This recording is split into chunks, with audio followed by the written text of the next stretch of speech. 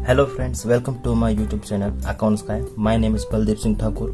देखिए, हम पिछले लेक्चर में बिल ऑफ एक्सचेंज का प्रोफार्मा पूरी तरह से पढ़ लिए, करेक्ट है। अभी हमें आगे बढ़ना पड़ेगा कि बिल ऑफ एक्सचेंज के अंतर्गत जर्नल एंट्रीज की रिकॉर्डिंग भी होती है। क्लियर? देखिए, जो भी आप बिजनेस में ट्रांजेक्शन करते हो हर ट्रांजेक्शन के, मेरा मतलब है मॉनेटरी ट्रांजेक्शन से जो कि पैसे से रिलेटेड है, उन सब की जर्नल एंट्रीज हम रिकॉर्ड करते हैं। तो बिल ऑफ एक्सचेंज इस चैप्टर के अंतर्गत हमें जर्नल एंट्रीज सीखना है, बट उसके पहले हमें थोड़े से एक बेसिक कॉन्सेप्ट जो कि बिल से रिलेटेड है वो सीखने पड़ेंगे, या फिर उसके बारे में हमें जानकारी प्राप्त करनी पड़ेगी। तो देखिए, आज का टॉपिक उसी कॉन्सेप्ट से संबंधित है। आज का पहला कॉन्सेप्ट हम शुरू करते हैं, जिसका नाम है ड्यू डेट। ड्यू डेट यानी मैच्योरिटी डेट। अभी आप सबको पता है ड्यू डेट या मैच्योरिटी डेट किसको बोलते हैं। फॉर एग्जांपल, आपने किसी नेशनलाइज्ड बैंक या कोई भी बैंक में आपने फिक्स डिपॉजिट किया। फॉर एग्जांपल, 1 साल के लिए आपने 1 लाख रुपए डिपॉजिट किए। 1 साल के बाद जो डेट आएगा जहां पर आप बैंक से अपनी प्रिंसिपल अमाउंट विथ इंटरेस्ट के साथ लेने जाओगे, उस डेट को ही आप मैच्योरिटी डेट बोलोगे। ये शब्द का प्रयोग वहां पे किया हुआ होता है। क्लियर है? तो बिल ऑफ एक्सचेंज के अंतर्गत ड्यू डेट और मैच्योरिटी डेट, इससे कैसे कैलकुलेट किया जाता है और ये क्या होता है, इसको आज हम पढ़ने वाले हैं। देखिए, the date on which amount of bill is to be paid is known as due date. The date, वो तारीख, ऑन विच, जहां पे amount of bill is to be paid is known as due date. सीधा सीधा मतलब इसका क्या हो रहा है, वो तारीख जहां पर बिल के पैसे दिए जाते हैं, उस तारीख को हम ड्यू डेट बोलेंगे या मैच्योरिटी डेट बोलेंगे। क्लियर है? फॉर एग्जाम्पल, जैसे हमने प्रोफार्मा में पढ़ा था कि 1 month after date pay to me और my order, 2 months after date, 3 months after date pay to me और माई ऑर्डर। ऐसे हमने हर बिल्स में मेंशन किया था। मतलब वो जो 2 महीने बीत जाने के बाद जो तारीख आएंगी, या 3 महीने या 90 डेज या 60 डेज बीत जाने के बाद जो भी तारीख आएंगी, उसी तारीख को हम ड्यू डेट बोलेंगे, जहां पे बिल के पैसे पेड किए जाते हैं या बिल के पैसे रिसीव्ड किए जाते हैं। करेक्ट है? जिस तारीख को बिल मैच्योर होता है, करेक्ट है, जिस तारीख को बिल मैच्योर होता है इसका मतलब उस तारीख को बिल के पैसे आने वाले होते हैं या जाने वाले होते हैं, उस तारीख को हम ड्यू डेट बोले। क्लियर है? तो सिंपल वर्ड्स में क्या सीखा हमने आज? The date on which amount of bill is to be paid is known as due date. उस तारीख को, जिस तारीख को बिल की अमाउंट हम पेड करते हैं, उस तारीख को हम बोलेंगे ड्यू डेट। तो ड्यू डेट्स क्या होता है, शायद आपको समझ गया। अभी हम देखते हैं type of due date.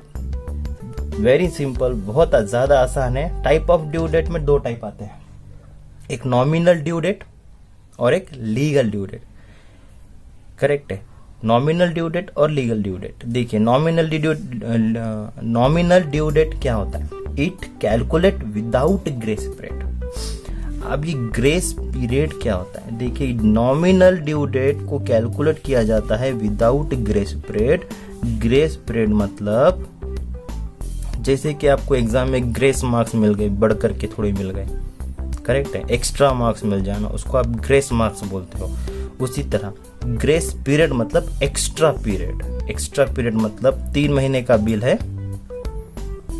3 months का बिल है, उसके अंदर आप ग्रेस पीरियड मिलाते हो तो वो विथ ग्रेस पीरियड हो जाएगा। बट नॉमिनल ड्यू डेट्स का मतलब क्या है? इट कैलकुलेट, इसको निकाला जाता है without grace period. Without grace period, correct है? मतलब आप ग्रेस पीरियड को शामिल नहीं करोगे, उसको बोलेंगे हम नॉमिनल ड्यू डेट। इसको हम एग्जाम्पल के थ्रू समझेंगे। देखिए, अगला इसको भी देख लो, लीगल ड्यू डेट क्या होता है।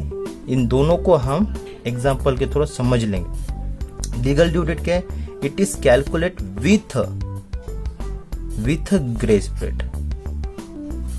इसको कैसे कैलकुलेट करते हैं? ग्रेस पीरियड के साथ में कैलकुलेट करते हैं। करेक्ट है। ये विदाउट मतलब ग्रेस पीरियड के साथ नहीं है और विथ मतलब ग्रेस पीरियड के साथ है। लीगल ड्यू डेट और नॉमिनल ड्यू डेट में क्या फर्क है? अभी देखिए, एक बिल है, फॉर एग्जांपल आपने एक बिल निकाला जो कि 3 मंथ्स के लिए है। कितने महीने के लिए? 3 मंथ्स के लिए। और उस बिल की तारीख है जब आपने निकाला 1 जनवरी 2019, करेक्ट है। अभी हम देखते हैं नॉमिनल क्या होता है। नॉमिनल ड्यू डेट किसे कहेंगे?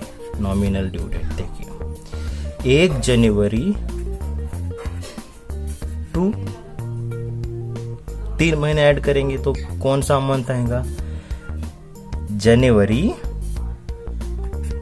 फरवरी, मार्च, 3 महीने, करेक्ट है। जनवरी मंथ की 1 जनवरी यानी जनवरी मंथ हमें कंसीडर करना पड़ेगा।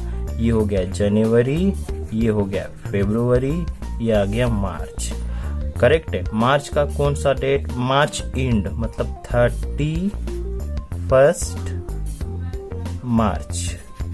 ये जो 31 मार्च है इसके अंदर आपने ग्रेस पीरियड को नहीं ऐड किया, करेक्ट है। तो ये जो 31 मार्च आएगा ये है nominal due date, simple. Grace period add किया क्या? नहीं। एग्जैक्ट 3 महीने होने के बाद जो तारीख आएंगी उस तारीख को नॉमिनल ड्यू डेट बोलेंगे, क्लियर है। अब देखते हैं लीगल ड्यू डेट।